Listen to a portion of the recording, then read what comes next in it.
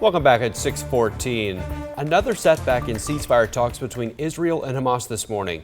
Israel and the U.S. have recalled negotiators from Gaza, accusing Hamas of not acting in good faith. Yeah, this comes as international concern swells for the growing humanitarian crisis in Gaza, with starvation sweeping through the war-ravaged region. Jared Hill has the latest. In Gaza, women clamor for food at a U.S.-backed aid point, but dozens of people have reportedly starved to death in the region over the last few weeks, according to the Hamas-run Ministry of Health. Holding his emaciated son, this father says the child is suffering from lack of food and drink.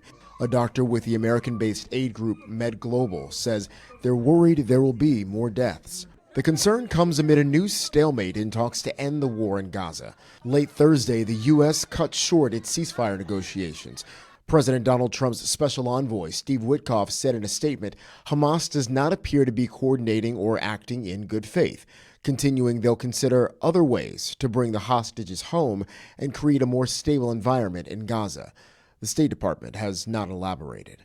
Earlier this week in Washington, I'm Keith Siegel. I was held hostage by Hamas for 484 days. Survivors and families of those still held hostage by Hamas gathered in front of the U.S. Capitol. This fighting puts the lives of the hostages at risk every single second. Meanwhile, a diplomatic firestorm is brewing. French President Emmanuel Macron announced Thursday the country will recognize Palestine as a state, the first G7 nation to do so.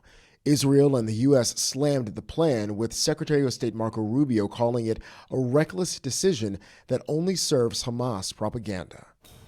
Now, Hamas responded to the breakdown in negotiations, writing in part, quote, "We've always behaved with high responsibility to conclude a comprehensive, viable, and practical deal that can grant a permanent ceasefire and put an end to the suffering of our people."